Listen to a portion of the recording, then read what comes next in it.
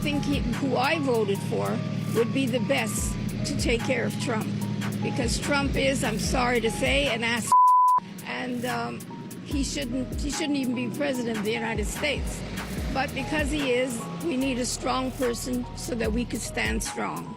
Check this out. The Canadian government has now placed billboards in Pittsburgh, Pennsylvania, slamming Donald Trump for his tariffs. Here's an example of one of the billboards that says tariffs are a tax on your grocery bill. And here's a zoomed in version of that photo. And as I've been putting off filming this video for the longest time because I really didn't want it to come to this, but I won't be able to be selling to the US anymore, and I am heartbroken. The US is our main market, but with this current tariff situation, I won't be able to sell our products anymore. I'm not somebody who's gonna charge $200 for a tote bag, and it just seems so unfair. It's just me and my husband are doing the quality control, we're doing the marketing, we're doing the designing of the items, we're doing everything by ourselves, the customer service. We're not a dropshipping brand. We don't have any investors. We don't have a warehouse full of items that are worth $3 a unit. We're just trying to build something that feels good, that can help people live their everyday life, that can function. This brand started as an idea. We just wanted to create a product that felt like you, something that could help everybody, that you could take to the library, to school, to therapy, to a solo cafe day. Now I might lose the community that made this brand what it is today. I'm scared. War is officially on, so if you're Canadian, now more than ever is it so important to be shopping Canadian products. I'm heading to the grocery store now. I'm going to put together a list of all the products that are either made in Canada or products of Canada, so it's easier for you to do your next grocery shop. When shopping for produce, these are the labels that you want to be looking out for.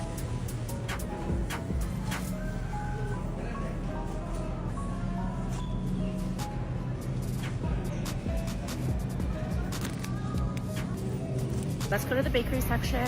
Dempster's is a Canadian brand. BC and No Name Products are both Canadian. Luckily, we have great Ontario dairies, so shopping for cheeses, milks, anything dairy related shouldn't be a problem. Sorry, we no longer accept US currency. That's a sign from a Canadian grocery store. The Buy Canada movement is trending in Canadian grocery stores due to Trump's trade wars. Some US companies are even stating that Canadian retailers are shunning their products. US-based diaper company Parasol Co. was actually in the middle of a deal with a Canadian retailer, and the retailer ended up halting on the deal because of growing anti-American sentiment in Canada. They were instructed by a retailer to pause any American brand launch. When it comes to liquor, you'll see a lot of signs here that say Buy Canadian instead. I'm Canadian. This was just a small section of the liquor store today. It was tarped off. American farm products are decaying too in stores. The world is not buying anything American. We love Americans. We've always had your back. It sucks to hurt you back because of one guy. Sorry, we no longer accept US currency. Did you hear that? That's a grocery store sign. And liquor stores literally tarping off American products with Buy Canadian instead signs. This isn't just about economic policy anymore. It's about the sentiment. Growing anti-American sentiment in Canada, he says. They halted a diaper deal because of it. This is what happens when you treat your closest allies like adversaries. It pushes them away. It forces them to protect their own, and it creates a direct, tangible backlash that hurts American businesses and workers. It sucks to hurt you back because of one guy. That's the real kicker, isn't it? One guy and his misguided policies are causing this. Alright, so it's not just Canada feeling the burn and fighting back. Let's head across the pond and see what our European friends think about all this. Spoiler, they're not exactly sending love letters. Take a look. I'm sure the rest of the world is bowing down to the US. What about you, France?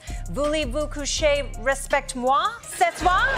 In France, Emmanuel Macron called the tariffs brutal and unfounded. A town in France has replaced Coca-Cola with apple juice at municipal events. A boycott of Coca-Cola. We need to punish Mr. Trump a little bit. They will content themselves with the Statue of Liberty on the Quai de Seine in Paris. These French people will not set foot in the United States as long as Donald Trump is in power. I don't want to, although I love America and I've been before, but this time, that's a no. Hold on.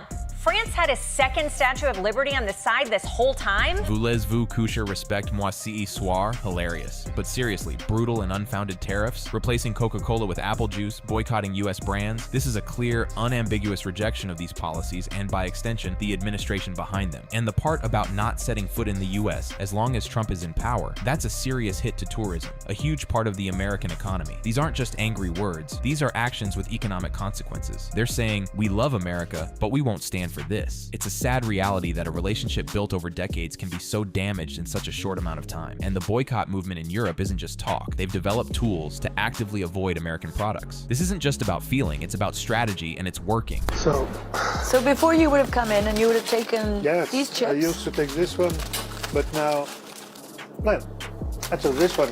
Across Europe, a quiet protest is playing out in supermarket aisles. American products left untouched. The hashtag Boycott Trump is gaining traction as Facebook groups rally Europeans to push back against US policies with their wallets. Michel joined a French group in March. As long as we had aggressive policy of American administration, we want to make pressure to say, stop it. His group even provides an app called De-Trumpify Yourself. An app called De-Trumpify Yourself? You guys, that's next level. They're not just complaining. They're actively developing tech to help consumers avoid American products. That's a pretty strong statement, isn't it? It shows the depth of the frustration and the commitment to push back. This isn't a fleeting trend. This is a systematic, organized effort to hit where it hurts, the wallets of American corporations, and by extension, the American economy. It's an effective way for ordinary people to express their political dissatisfaction through their purchasing power, and they're not stopping there. They're making sure they really know what they're avoiding. That lets consumers know if a company's funding traces back to the United States. Fanta, I wonder if it is. So we just use the app and it says, yes, it's American. So you American. Well, we'll try with that. We look like this is a very French brand. Very French, but sometimes we have surprised. Yes. Good, so we can buy it. But sometimes you get surprises because you find that a company that you thought was French has in fact been bought by an American group, and that's the point of the app. Exactly. One recent survey in France found that 6 out of 10 people support consumer boycotts of US goods. So the app isn't just about direct American brands, but even brands that might look French but are owned by American companies. That's a deep dive into corporate structures, folks. This is targeted, informed consumer action. And a survey showing 6 out of 10 people supporting boycotts, that's not a fringe movement. That's mainstream. That's a huge portion of the population actively choosing not to buy American. This strategy is far more impactful than just angry tweets. It shows how profoundly policies can impact consumer behavior globally, reshaping markets and hurting American businesses. And it's not just about products, it's about people. European travel to the US is down, and there's a growing fear about visiting. This is the human cost, folks. It's changed the way we travel. It's changed the way we consume. There's hesitation and fear about going to the United States. So Guylaine, who asks us not to use her last name as she has family in the United States, joined a small group of American protesters on Thursday. Just here in Paris, there have been 3 anti-Trump protests in as many weeks, including this one.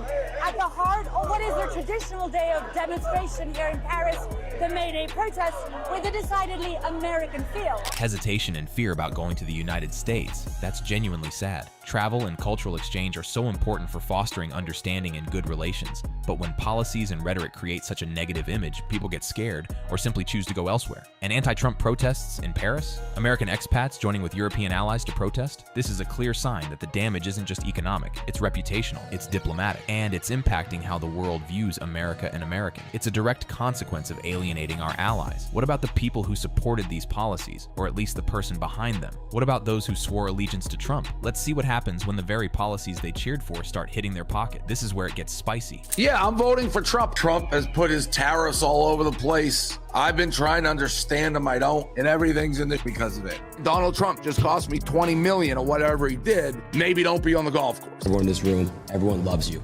And I just want to say you're a true hero for this country. I don't know how many of you guys are invested in crypto or stocks.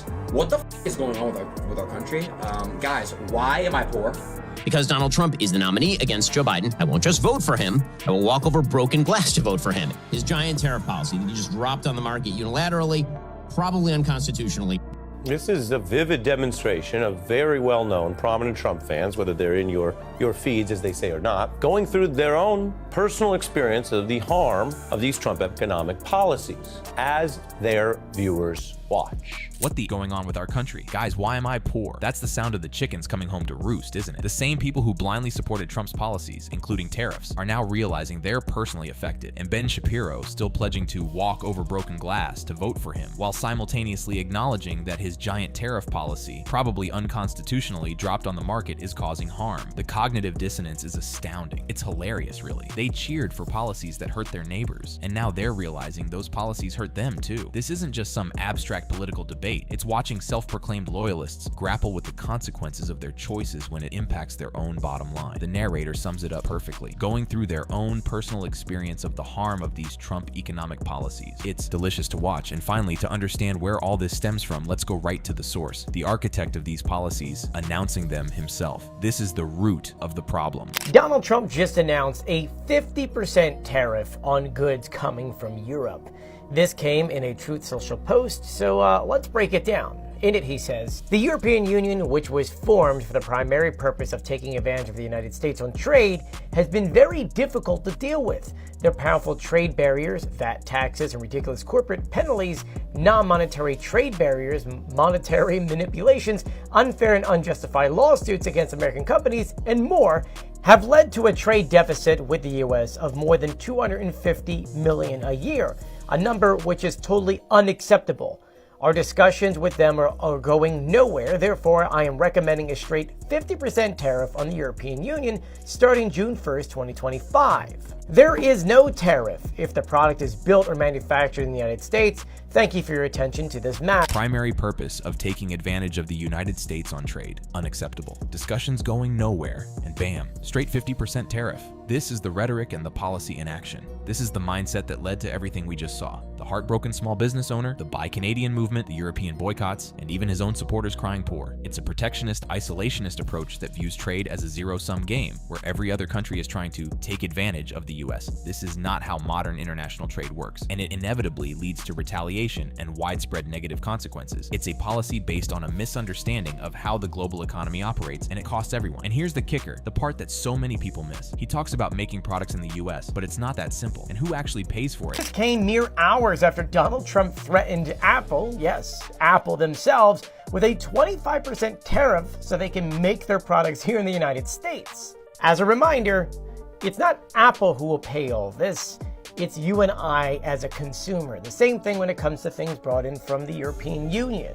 And let's also remember that even putting these tariffs and things onto us, it doesn't really help us bring manufacturing here because it would take 5 to 7 years to build these factories. So ultimately, besides now that big beautiful bill and this, we're in for a world of hurt. That's if he doesn't actually decide not to do this, because, I mean, he is known to do that. Well, let me know what you think about this in the comment section below. Please do share and repost my videos and follow me for more. That's it. He hit the nail on the head. It's not Apple who will pay all this. It's you and I as a consumer. This is the crucial point that Trump and his supporters consistently fail to grasp or intentionally mislead people about. Tariffs are taxes, and they're paid by the importer, which means they're passed on to American consumers in the form of higher prices. So when he says he's punishing other countries, he's actually punishing American families and American businesses that rely on imported goods. It's a hidden tax on everyone. And the idea that these tariffs will magically bring manufacturing back overnight, he just admitted it. It would take 5 to 7 years to build these factories. That's not a quick fix. That's a decade-long plan. And in the meantime, American consumers are footing the bill for a policy that offers no immediate benefit. It's economic illiteracy masquerading as strong-arm tactics. The global supply chain is complex, and you can't just undo decades of globalization with a single tweet or a 50% tariff. It just creates chaos, instability, and a world of hurt, as he put it. So, what have we learned from watching these clips? We've seen a direct line from the rhetoric of America first and punitive tariffs to tangible negative consequences across the globe and even within the United States itself. First, these tariffs directly hurt American businesses and consumers. The small tote bag business owner, heartbroken and struggling, is a perfect example. She's not a giant corporation. She's part of the backbone of the American economy. When tariffs hit her, she can't just absorb the cost without drastically increasing prices, making her products uncompetitive. This isn't helping American businesses. It's crushing them, especially the small ones. And who pays the higher prices? You guessed it, us, the consumers. consumers. The idea that foreign countries pay the tariffs is a fundamental misunderstanding of how trade works. It's an internal tax on Americans. Second, these policies alienate our allies and foster anti-American sentiment. We saw it clearly with Canada's Buy Canadian movement, from grocery store signs refusing US currency to liquor stores literally tarping off American products. This isn't just economic, it's a deep cultural and political backlash. When you treat your friends like enemies, they will respond by protecting their own interests, and that often means turning away from American products and even American travel. The French boycotting Coca-Cola, replacing it with apple juice, and developing an app to de-Trumpify yourself from American-owned brands. That's a level of organized resistance that should alarm anyone who cares about America's standing in the world. Our reputation is taking a massive hit, and that has long-term consequences far beyond any tariff revenue. Third, the impact of these tariffs is felt by everyone, even those who initially cheer them on. The clips of Trump supporters, from the crypto influencer losing millions to the Ben Shapiro listener still pledging allegiance while acknowledging the unconstitutional and harmful nature of the tariffs, highlight a delicious irony. The very policies they champion are now directly impacting their own financial well-being. It exposes the short-sightedness and hypocrisy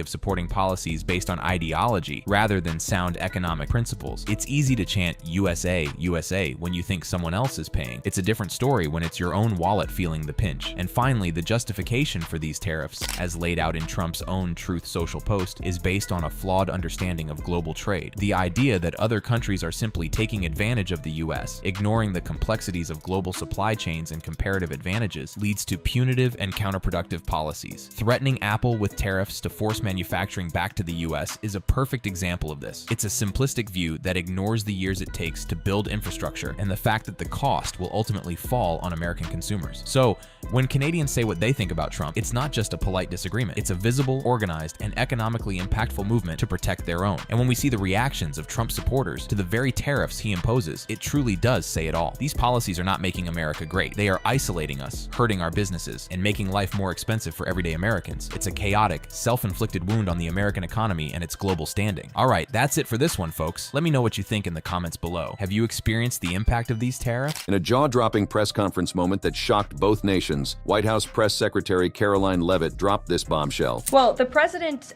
is, again, responding to the fact that Canada has been ripping off the United States of America and hardworking Americans for decades. If you look at the rates of tariffs across the board that Canadians have been imposing on the American people and our workers here, it is egregious. This ignited the biggest trade war in North American history. Canada's response? Absolutely devastating. Billions in retaliation, massive surcharges, even threats that could affect everyday American homes. The friendly neighbor to the north had become an economic adversary overnight, and the fallout is something no one could have predicted. What went wrong and how did we get here? Let's get into the details. The spark that ignited the trade war.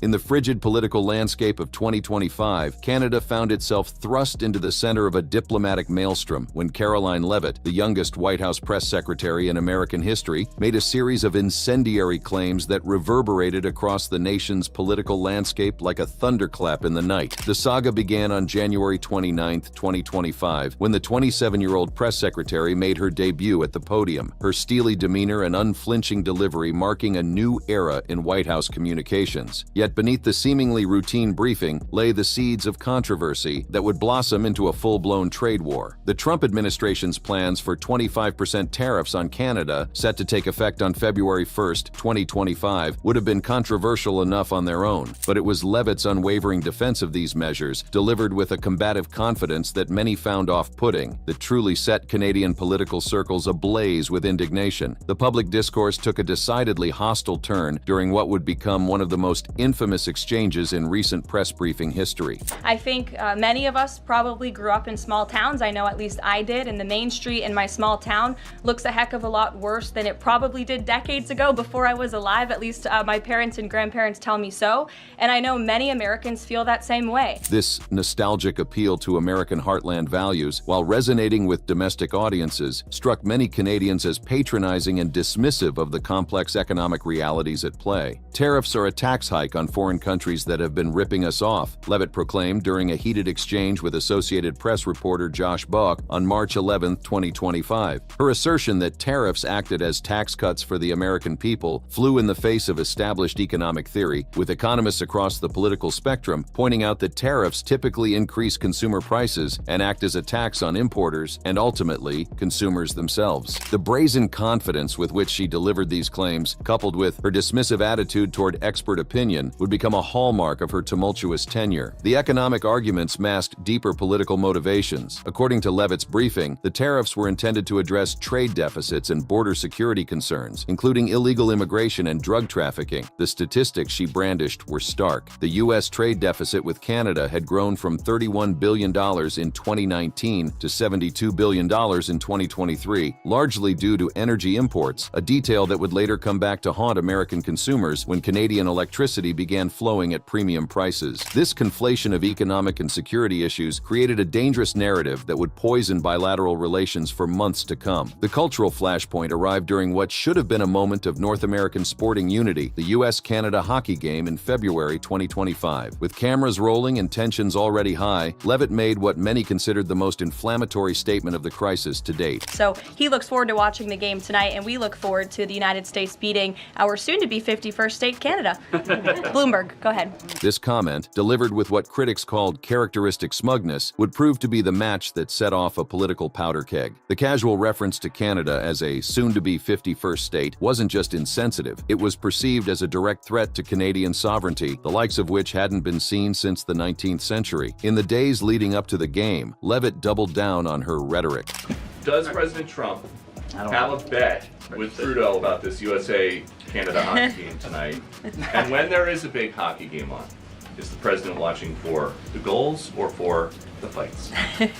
Probably both. I think he's watching for the United States to win tonight. I know he talked to the USA hockey team this morning. The aggressive promotion of American victory, framed within the context of political tensions, transformed a friendly sporting rivalry into a proxy battle for national dignity. The cultural insensitivity of these remarks cannot be overstated. Canada, a nation that has fought fiercely to maintain its distinct identity in the shadow of its southern neighbor, reacted with a fury that surprised even veteran political observers. The hockey reference was particularly galling. In a nation where hockey is more than a sport, it's a cornerstone of national identity. Levitt's comments echoed through Canadian social media like a rallying cry, with public sentiment analysis showing 85% negative response to U.S. tariffs. Hashtags like #not the 51 SETI state and #Canada First trended for weeks, becoming symbols of national resistance. As the video clips circulated and tensions escalated exponentially, Levitt doubled down on her stance with characteristic inflexibility. When pressed about the potential economic consequences during subsequent briefings, she painted an increasingly unrealistic picture of American manufacturing revival that seemed divorced from the complex realities of integrated North American supply chains. What the president envisions for this country is for the United States of America to be a manufacturing superpower, where there are American factories and businesses owned by Americans producing goods that we are exporting to the rest of the world. Those revenues will stay here. It will increase wages for people here in our great country. This idealistic vision, while appealing to Trump's base, ignored the intricate web of supply chains that had evolved over decades of careful negotiation and economic integration. The press conferences became increasingly combative as journalists pressed for specifics. Egregious and insulting are your words here, but that's what many Canadian leaders have said about the actions President Trump has taken toward Canada. And what do you think the timeline is for speaking to Mr. Carney? Because normally a sitting president speaks to a close ally very quickly when there's new leadership. Levitt's responses grew more defensive. Well, the president is, again, responding to the fact that Canada has been ripping off the United States of America and hardworking Americans for decades. If you look at the rates of tariffs across the board that Canadians have been imposing on the American people and our workers here, it is egregious. The economic rhetoric became increasingly inflammatory as Levitt began brandishing charts and statistics with theatrical flair. If you look at Canada, since you brought it up, American cheese and butter, nearly 300% tariff.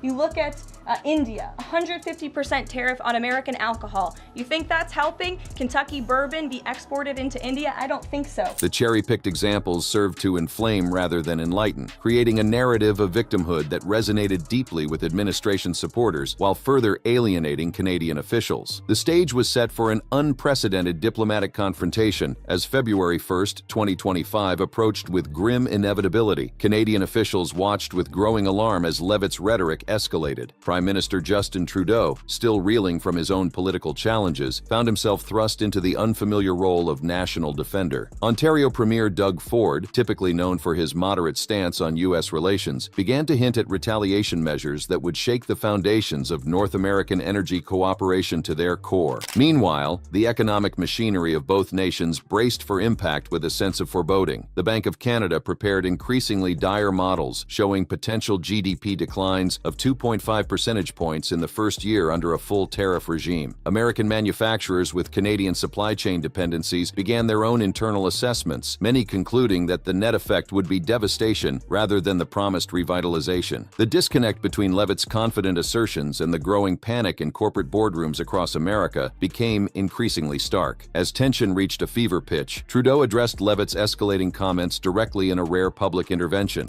I don't think so. I think the president is going to implement those tariffs tomorrow, and he will respond to Mr. Trudeau's comments in due time, I am sure. The Canadian Prime Minister's measured but firm response highlighted the growing chasm between diplomatic protocol and the inflammatory rhetoric emanating from the White House press room. Economists on both sides of the border warned of cascading effects that could ripple through global markets, while political commentators speculated about the long-term damage to a relationship that had weathered everything from the War of 1812 to modern security challenges. The first phase of the crisis had been set in motion by a series of remarks that many Canadians viewed as not just economically ignorant, but fundamentally disrespectful to their national sovereignty.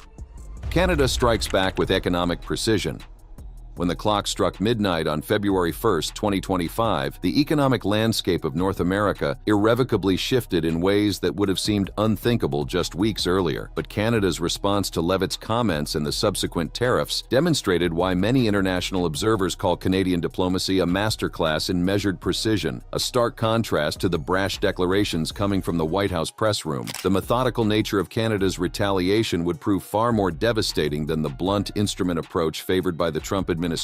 The first wave of Canadian retaliation came with surgical precision on March 4, 2025, when Finance Minister Dominic LeBlanc announced what would become known throughout Canada as the Great Northern Pushback. The timing wasn't coincidental. Allowing a month of mounting anxiety had created maximum psychological impact. Canada's 25% tariffs on $155 billion worth of U.S. goods didn't merely target economic sectors, they struck at the heart of American consumer culture. The immediate implementation of tariffs on $30 billion worth of products sent shockwaves through American supermarkets and shopping malls, creating immediate and visible consequences that Leavitt's theoretical promises could not match. The strategic brilliance of Canada's approach lay in its meticulous targeting. Orange juice, peanut butter, wine, beer, coffee, cosmetics, and footwear, these weren't industrial inputs or niche products, but the everyday items that fill American breakfast tables and closets. The psychological impact was immediate and profound. Each trip to the grocery store or shopping mall became a reminder of the consequences of the trade war. LeBlanc's announcement struck a deliberately measured tone that contrasted sharply with Leavitt's inflammatory rhetoric. Canada is being needlessly and unfairly targeted. Today, the United States has chosen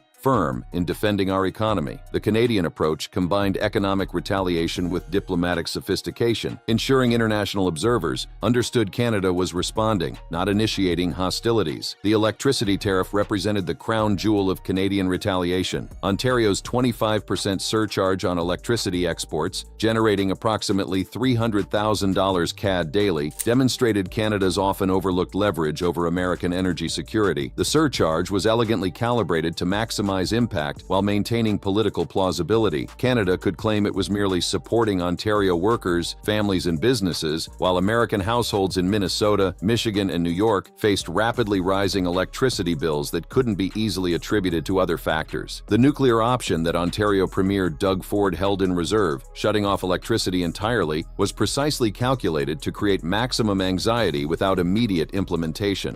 And the president put out a statement after seeing those comments and said, said that there would be grave consequences imposed on Canada if they think about shutting off electricity for the United States of America and our citizens. This threat served as both a tactical warning and a strategic reminder of Canadian economic power that American policymakers had long taken for granted. The alcohol industry became another battlefield where Canadian strategy shone. Ford's threat to remove American alcohol from shelves struck at a particularly sensitive American export. As the world's second-largest market for U.S. distilled spirits after Europe, Canada held significant leverage over American bourbon and whiskey producers. The cultural significance wasn't lost on observers. Bourbon, often called America's native spirit, was being held hostage in a trade war initiated by the very administration that claimed to be protecting American interests. The response from the White House press room became increasingly desperate. When questioned about Ontario's electricity threats, Leavitt issued a two-word warning that would become infamous: grave consequences. The vagueness of this threat, combined with her increasingly terse press conference demeanor, suggested the administration was caught off guard by the sophistication and effectiveness of Canada's response. The contrast between her earlier confident predictions and current defensive posturing didn't escape media notice. The political theater reached its dramatic apex during the February hockey game, as Canadian fans booed the U.S. anthem with unprecedented venom, and celebrations erupted throughout Canadian cities following their team's victory. Prime Minister Trudeau delivered his counterpunch on X: "You can't take our country, and you can't take our game." The post, viewed over 4.8 million times, crystallized Canadian national sentiment. This wasn't merely about tariffs anymore. It had evolved into a battle for cultural sovereignty and national dignity. The economic modeling began painting an increasingly dire picture for both nations, though the impacts were asymmetrical. The Bank of Canada's January 2025 Monetary Policy Report presented scenarios that should have given both administrations pause. The U.S. wasn't immune to the economic fallout. The Budget Lab at Yale projected 1.1 percentage point lower GDP growth and 770,000 jobs lost, figures that made Leavitt's rosy predictions of manufacturing revival increasingly difficult to defend. Her press conferences became exercises in explaining away mounting economic data that contradicted her earlier assertions. Canadian Foreign Affairs Minister Melanie Joly's statement captured the national mood with measured fury. Today,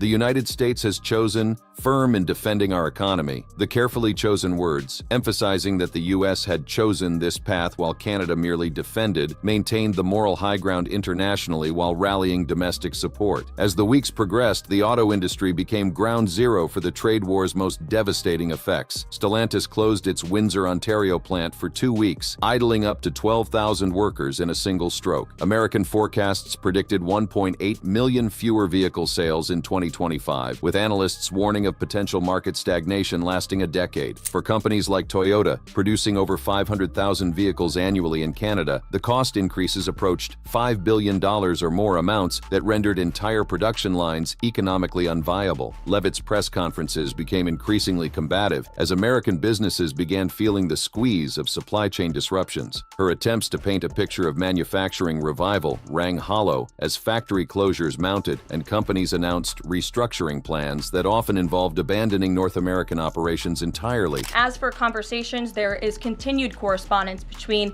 the president's team, particularly Secretary Lutnick, and the Canadians as well. In the market reaction, how do you sell to the American people then, after looking at what's happening in the markets this week, and say that the tariff policy long term is something good?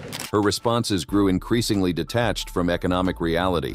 It will ensure our national security, and it will boost the morale of the American people to have thriving industries again. Think about Detroit, Michigan. The invocation of Detroit, a city still struggling to recover from previous economic transitions, seemed particularly tone-deaf as auto manufacturers announced plant closures and layoffs across the Midwest. The international community watched with growing alarm as the trade dispute threatened to metastasize into a broader diplomatic crisis. Mexico joined Canada in retaliatory measures, effectively creating a North American trade war that economists had warned about for years. The USMCA, once heralded as a cornerstone of continental economic integration, was being stress-tested far beyond its designed capacity, its carefully negotiated dispute resolution mechanisms overwhelmed by the scale and scope of the tariff war. As March transitioned to April, the economic damage became impossible to ignore. Canadian support measures, including tax deferrals and financing facilities, reached $40 billion in liquidity for affected businesses. American consumers faced rising prices for basic goods, while manufacturers dependent on Canadian input conduits struggled to maintain operations. The disconnect between Levitt's theoretical economic models and the visceral reality of supply chain disruption became undeniable. Her public appearances evolved into exercises in damage control that grew more transparent with each passing week.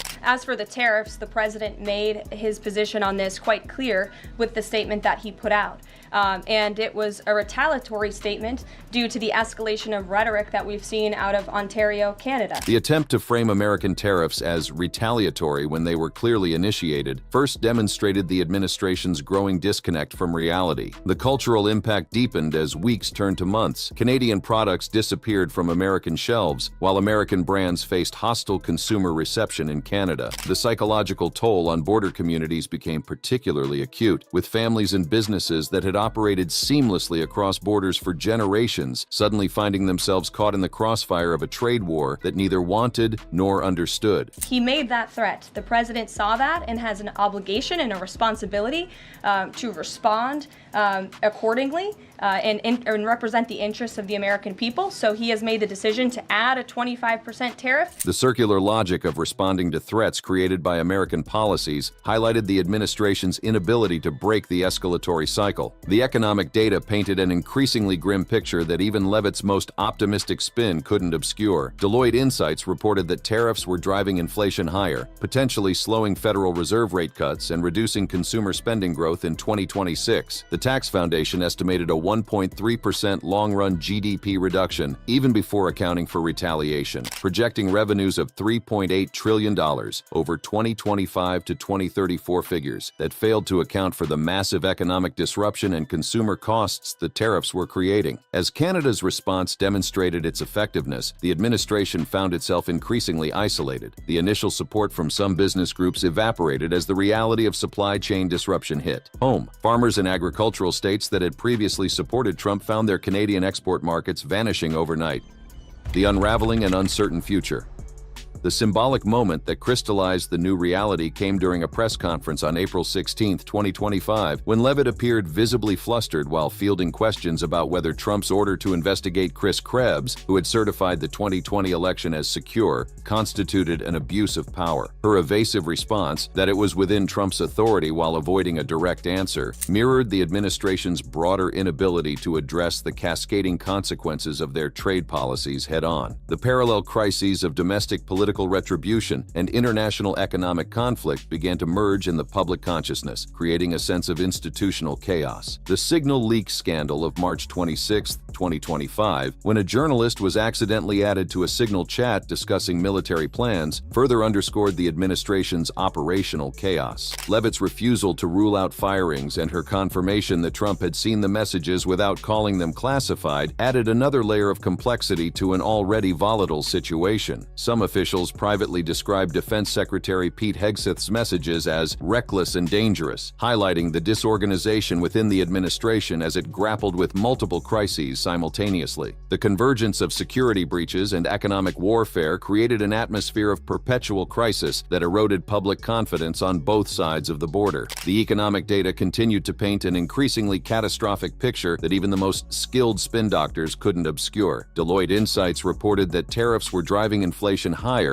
at a pace that threatened to destabilize monetary policy, potentially slowing Federal Reserve rate cuts that the economy desperately needed and reducing consumer spending growth in 2026 by margins that could trigger a broader recession. The Tax Foundation estimated a 1.3% long-run GDP reduction, even before accounting for retaliation, while projecting revenues of $3.8 trillion over 2025 to 2034, figures that did little to offset the mounting damage to American manufacturers and consumers who faced immediate price increases while the promised tax revenue remained theoretical. Canadian strategic planning intensified as the crisis deepened. Prime Minister Mark Carney, who had taken office amid the crisis, announced an ambitious plan to reduce Canada's dependence on American products and services at speeds we haven't seen in generations. This wasn't merely rhetoric. Canadian businesses began actively pursuing alternative supply chains, forging new trade relationships with European and Asian partners that would outlast outlast any resolution to the immediate crisis. The economic realignment promised to have generational implications, potentially reshaping North America's economic geography permanently. By April 2025, as Canada's auto industry implemented carve-outs for parts to maintain some semblance of supply chain continuity, it became increasingly clear that traditional trade models no longer applied to this conflict. The integrated North American auto sector, once a model of cross-border cooperation that had survived NAFTA and its replacement, was fracturing along national lines with terrifying speed. For companies straddling the border, the choices were stark and immediate: shut down operations entirely, accept unprecedented cost increases that would ultimately be passed to consumers, or undertake expensive and time-consuming restructuring to relocate production within national boundaries. The automotive crisis deepened dramatically as major manufacturers faced decisions that would reshape the industry. Toyota's annual production of over 500,000 vehicles in Canada faced cost increases approaching $5 billion,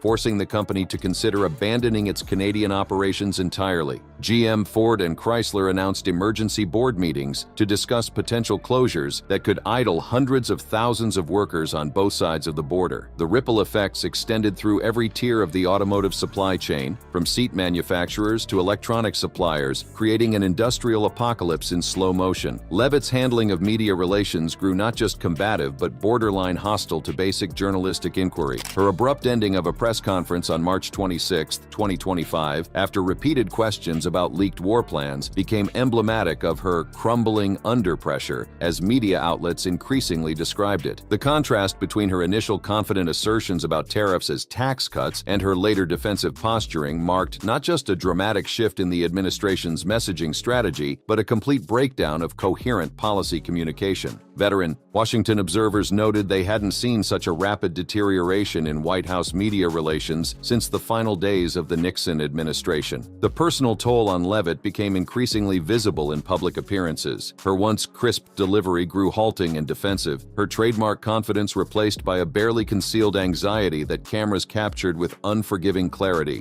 100% tariff on agricultural products from India. Look at Japan tariffing rice, 700%.